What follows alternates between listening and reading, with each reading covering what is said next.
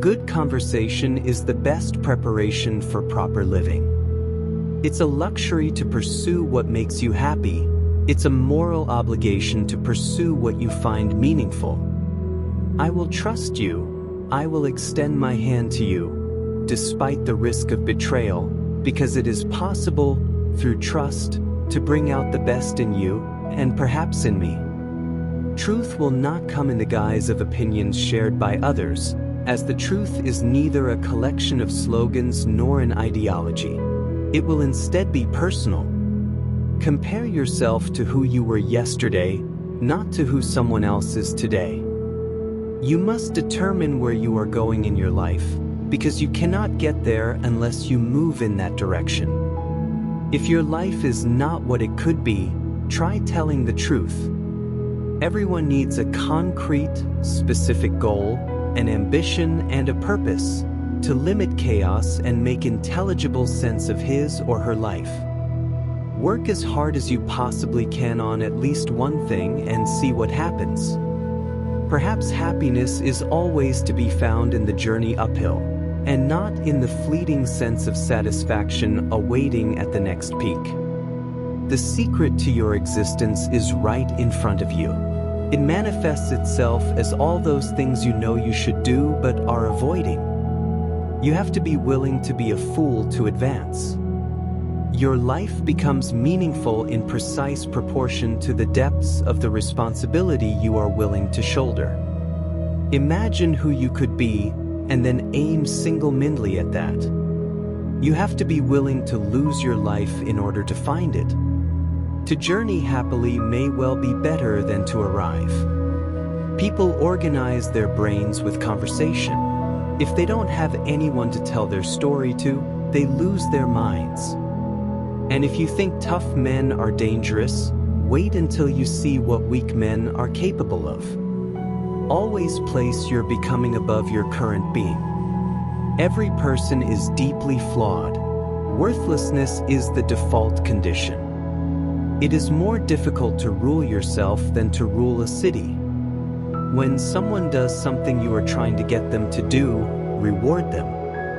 It is because we are born human that we are guaranteed a good dose of suffering. And chances are, if you or someone you love is not suffering now, they will be within 5 years, unless you are freakishly lucky. If you will not reveal yourself to others, you cannot reveal yourself to yourself. Not everyone who is failing is a victim, and not everyone at the bottom wishes to rise, although many do, and many manage it. Sometimes the reason that you're suffering is because you won't let go of the thing that's biting you. You should be a monster, an absolute monster, and then you should learn how to control it. It's worthwhile to go find the dragon in its lair instead of waiting for it to come and eat you. Life doesn't have the problem. You do. At least that realization leaves you with some options. If your life is not going well, perhaps it is your current knowledge that is insufficient, not life itself. Intolerance of others' views, no matter how ignorant or incoherent they may be, is not simply wrong. In a world where there is no right or wrong, it is worse. It is a sign you are embarrassingly unsophisticated or possibly dangerous. Violence is no mystery. It's peace that's the mystery. Violence is the default. It's easy. It's peace that is difficult. Learned, inculcated, earned. You might love people despite their limitations, but you also love them because of their limitations. I can live with no responsibility whatsoever, but the price I pay is that nothing matters. Or I can reverse it and everything matters, but I have to take the responsibility that is associated with that. People think they think, but it's not true. It's mostly self-criticism that passes for thinking. I don't tell people they're okay the way they are. No, I say you could be way more than you are. That which you most need to find will be found where you least wish to look. Don't practice what you don't want to become. You're going to pay a price for everything you do and everything you don't do. Maybe it's not the world that's at fault. Maybe it's you. Can you imagine yourself in 10 years if, instead of avoiding the things you know you should do, you actually did them every single day? That's powerful. What would the world be like if people stopped avoiding the things they knew they should do? You should never give up the better that resides within for the security you already have, and certainly not when you have already caught a glimpse, an undeniable glimpse, of something beyond. Wish upon a star, and then act properly, in accordance with that aim.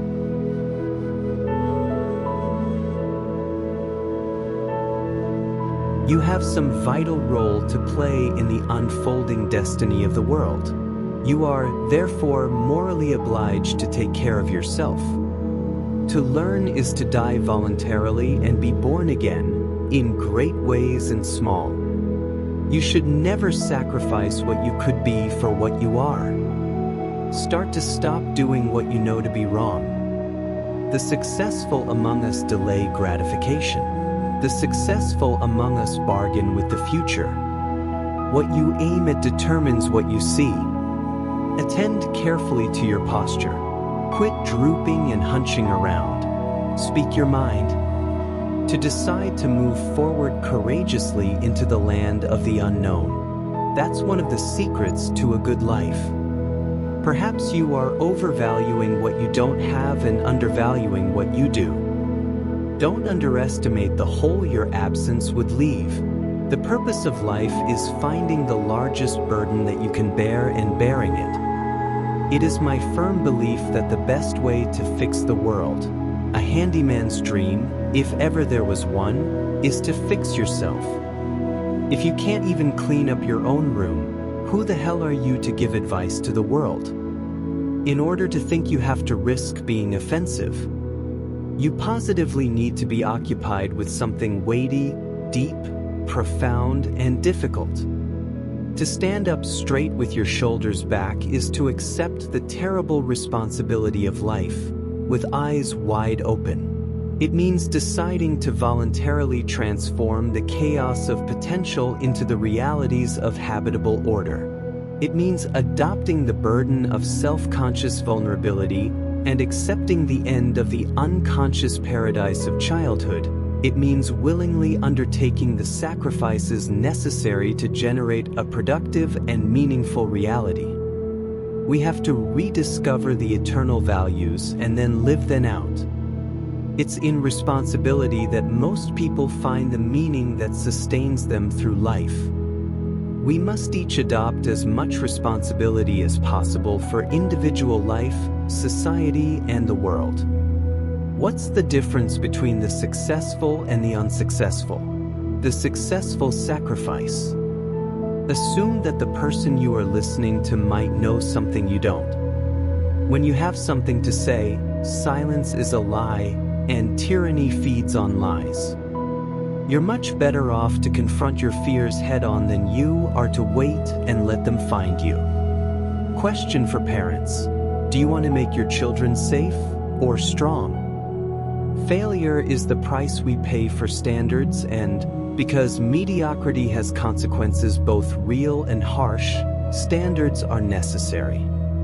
The lack of your best hurts everything. If you present yourself as defeated, then people will react to you as if you are losing. If you start to straighten up, then people will look at and treat you differently.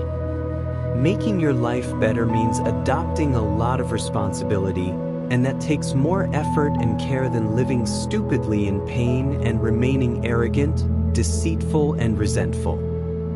Face the demands of life voluntarily. Respond to a challenge instead of bracing for a catastrophe. There is no faith and no courage and no sacrifice in doing what is expedient. A leader gives articulation to the imagination of the population. There's no quick pathways from smart to wise. If you fulfill your obligations every day, you don't need to worry about the future. Face your fears voluntarily. That's the cure. Strengthen the individual. Start with yourself. Take care with yourself. Define who you are. Refine your personality. Be precise in your speech. Speech can give structure and re-establish order. Say only those things that make you strong. Do only those things that you could speak of with honor. We require routine and tradition. That's order. Order can become excessive, and that's not good, but chaos can swamp us, so we drown, and that is also not good. We need to stay on the straight and narrow path. Order is not enough. You can't just be stable and secure and unchanging, because there are still vital and important new things to be learned. Nonetheless, chaos can be too much.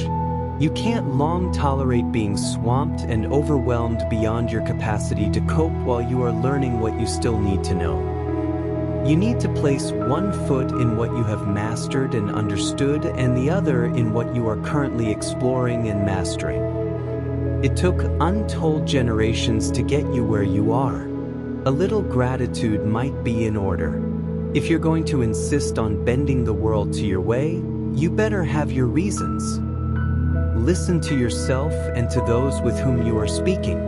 Your wisdom then consists not of the knowledge you already have, but the continual search for knowledge, which is the highest form of wisdom. Don't reorganize the state until you have ordered your own experience. Have some humility. If you cannot bring peace to your household, how dare you try to rule a city? When things fall apart and chaos reemerges, we can give structure to it and re-establish order through our speech.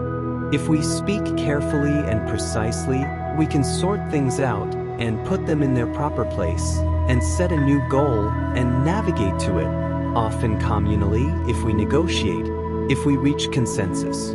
If we speak carelessly and imprecisely, however, things remain vague. The destination remains unproclaimed. The fog of uncertainty does not lift, and there is no negotiating through the world. If you betray yourself, if you say untrue things, if you act out a lie, you weaken your character. When you don't know what to do, tell the truth. Life isn't supposed to be happy or fair. Life is supposed to be meaningful. Pursue what is meaningful and not what is expedient. The meaning of your life may be sufficient to keep the corrupting influence of mortal despair at bay. You already know what you know. Unless your life is perfect, what you know is not enough.